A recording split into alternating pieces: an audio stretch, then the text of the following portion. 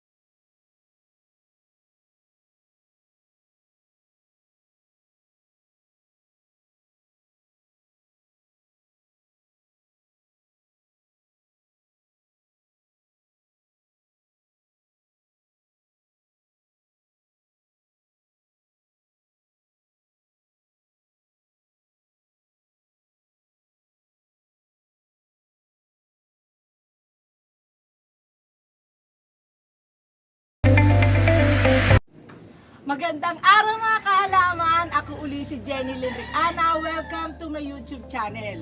Ang pag-uusapan po natin ngayon ay si Daran Mayana, or ang scientific name niya is Colossius.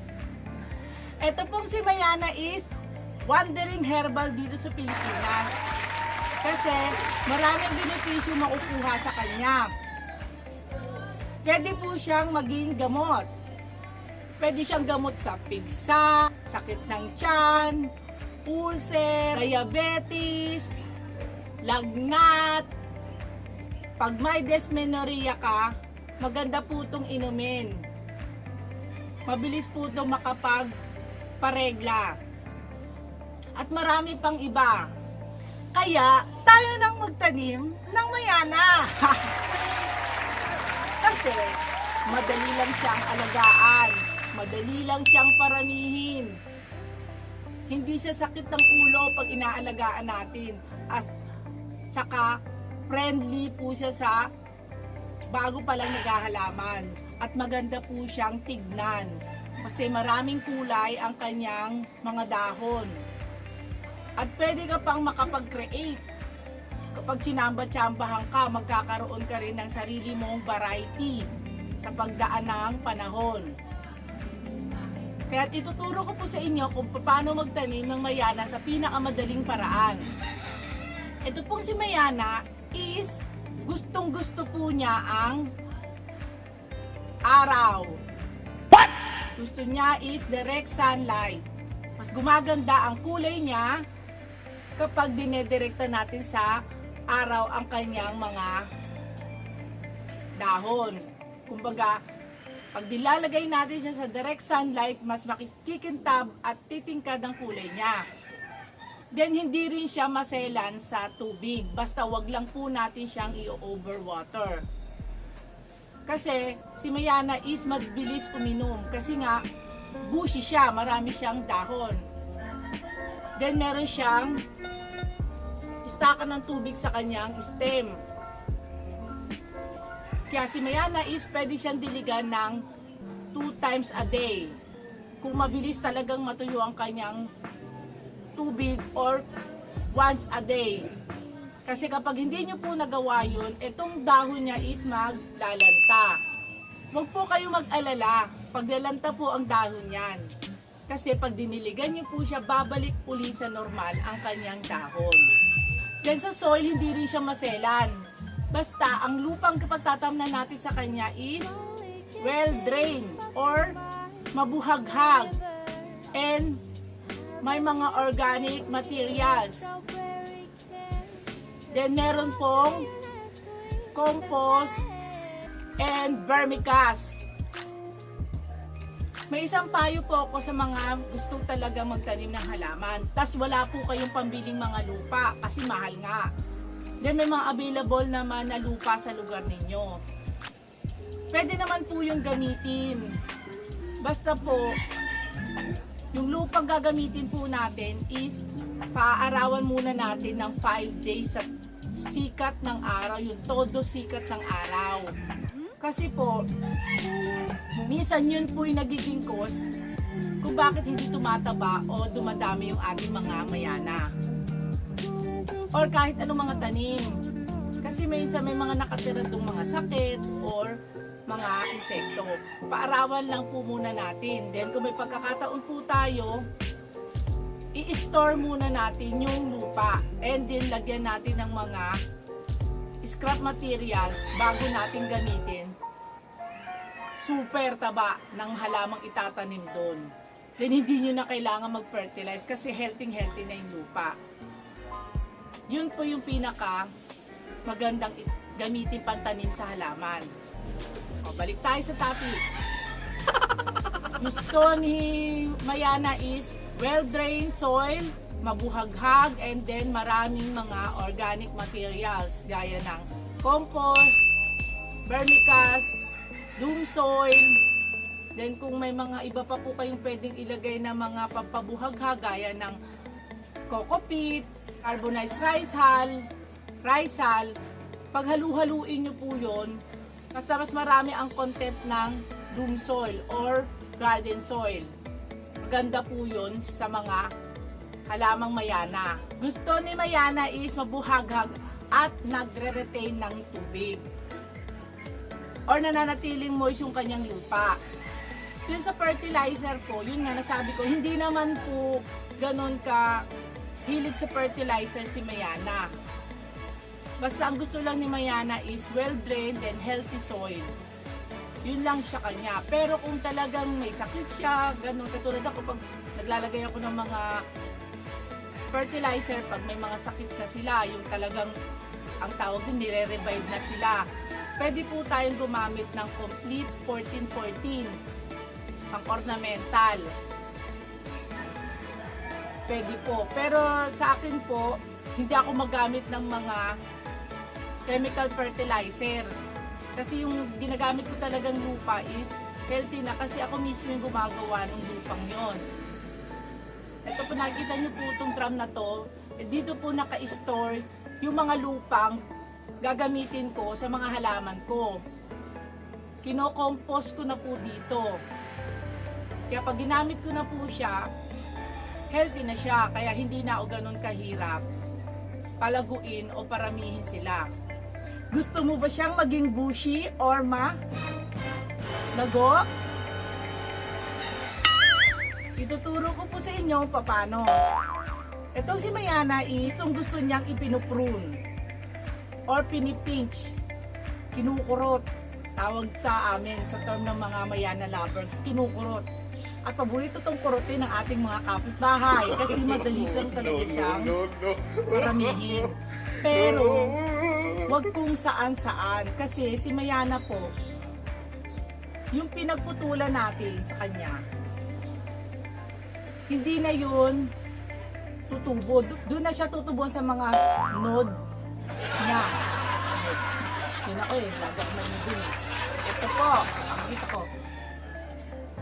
Wag po ito talagang hindi ko to pinutulan kasi nga para makita nyo yung pagkakaiba ng pinuputulan sa di pinuputulan.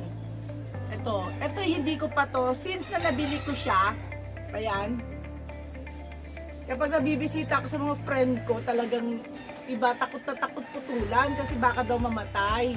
Pero talagang sinasabi ko sa kanila, putulan nyo kasi hanggat hindi niyan pinuputulan, hindi yan lalago. Masasagutin pa nila baka mamatay. Sige, putulan nyo. Pag namatay, papalitan ko. Yun ang sinasabi ko sa mga friends ko. Kasi nga, natatakot nga silang putulan kasi nga baka mamatay. Pero talaga, the more to pinuputulan, basta tama ang pagputol, hindi ito mamamatay si Mayana. Katulad nito, hindi pa to pinuputulan mula nung tinanim. Ganyan lang siya. Ang mangyayari po sa kanya, tataas siya ng tataas hanggang yumuko na siya. Pero pag once pinutulan po natin siya, magiging ganito siya kalago. Kita nyo po, pagkakaiba ng naputulan, ito naputulan ko na siya, ayan o, ito yung naputulan ko, ayan o, pinutulan ko sa gitna, nagdalawang sanga.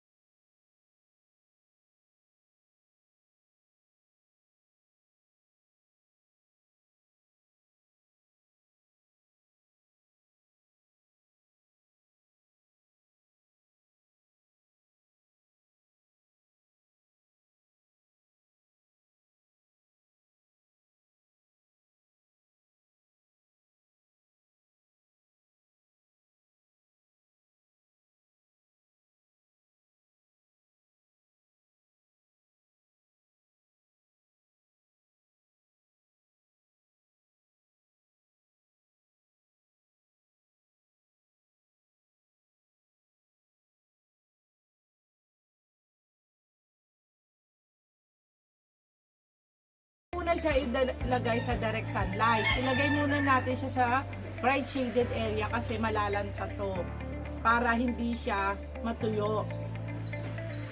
Ganon din dito, puputulan ko ito, di ba may sanga, dapat may sanga pa siya para sa pagitan siya ng dalawang sanga. Doon mo siya puputulan. Huwag mo siya dito puputulan. Kung malaki ito, wag dito. Basta kung saan yung dalawang saga sa pagitan ng dalawang sanga, doon mo siya puputulan. Doon mo siya ipuprune.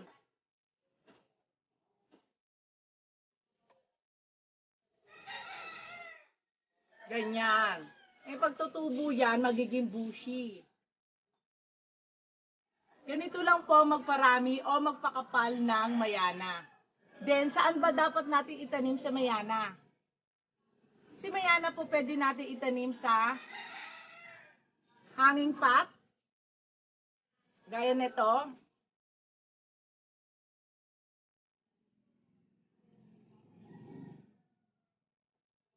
Or sa ordinary pot. Gaya nito.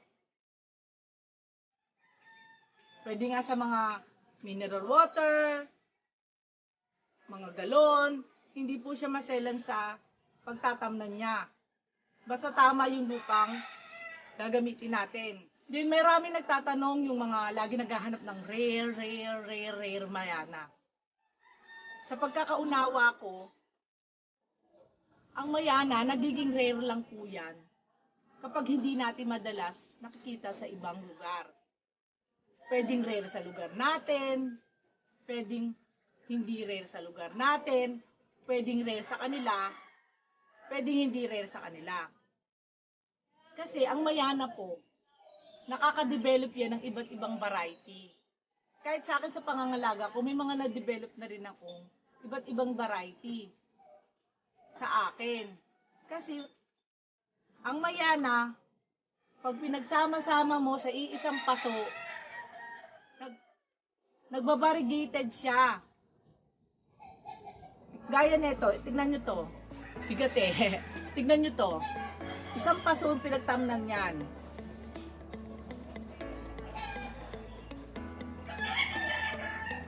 Ayan po, tignan nyo. Ito yan. Ito yan. Tignan nyo po ah. Pero, nung binili ko to, ito yan. Get nyo? Nung tinanim ko siya, nung binili ko, ito lang siya.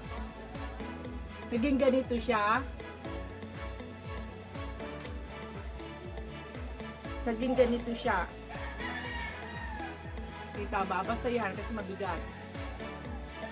Nagde-develop po siya ng kulay. Huwag po kayong umasa na swerte nyo kung pareho kayo ng klima sa pinagbilan nyo sa online.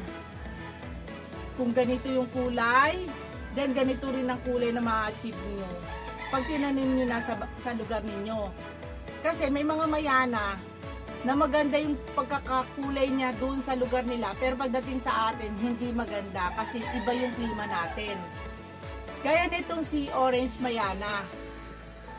Binili ko to orange na orange, pero nang dumating na sa akin, orange pink, or parang may reddish pink or may brownish orange. Basta ganon. Pero may touch pa rin siya ng pagka-orange. Pero hindi ganon ka-orange na gaya na nakita ko kay seller. Gaya nito. Ito, tsaka to, iisa lang yan. Iisa lang yan. Kita nyo? Iisa lang yan. Isa lang ang pinagkunan ko niyan. Pinropagate ko lang. Ewan ko ito na develop ng mas darker kesa dito. Pero pareho lang sila ng pinagkunan ng mother plant. Marami pang iba pero hindi ko na mapakita kasi mabigat. Mamaya papakita ko po sa split film. Split film. Then si Mayana po is namumulaklak. Kita nyo po ito, namumulaklak siya. Pwede nating iwanan yung bulaklak niya na ganyan. Pero ako, hindi ko po iniiwan na ganyan yung bulaklak niya kasi pag iniwan natin na ganyan, hihinto ang paglago ni Mayana hanggat may bulaklak siyang tumutubo. Kaya kung gusto natin siyang maging bushy, puputulin natin. Kasi pag nanatili dito yung bulaklak niya, parang tatanda siya. Kasi makoconcentrate dito kay bulaklak yung kanyang nutrihina. Kumbaga yung sistema ni Mayana, ipinopokus yung nutrihina dito sa bulaklak niya. Pero kung gusto nyong makita ng matagal ang bulaklak ni Mayana, pwede nyo siyang stay.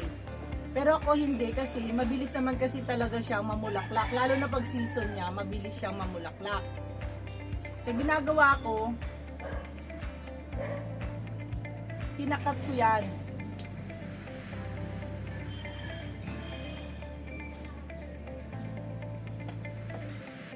Then pwede rin itong itanim yung kanyang mga buto para sa propagation. Katulad nito. Iisang puno yan pero dalawang kulay. Sa peste, caterpillar. Kaya pwede natin siyang isprehan ng organic pesticide. Isabay na rin natin, pwede rin natin siyang isprehan ng organic fungicide. Ang organic pesticide at fungicide ay yung pinaghalong konting dishwashing detergent, sili na dinikdik, neem oil. Pero pag i-sprayhan na po natin, wag po malapit kay Mayana kasi malambot yung kanyang dahon. Parang iwiwisik lang natin kasi para hindi masunog yung kanyang dahon. Or much better, itry nyo muna sa isang dahon kung masusunog siya o hindi. Kapag hindi, go. Pag nasunog, dagdagan nyo ng tubig, baga, labnawan nyo po yung timpla. Ganun lang po. Napakadali lang netong alagaan. May question, suggestion, or gusto nyo pong itakal tungkol kay Mayana or kahit anong mga halaman, i-comment nyo lang po dito. Then sasagutin ko po kung kaya po ng aking munting kaalaman, isi-share ko sa inyo, gagawan ko po ng content. Then kung nagustuhan nyo rin po ang aking na-share sa araw na ito, paki-like, subscribe, share and comment na rin po ang aking YouTube channel. Maraming salamat po. Happy planting!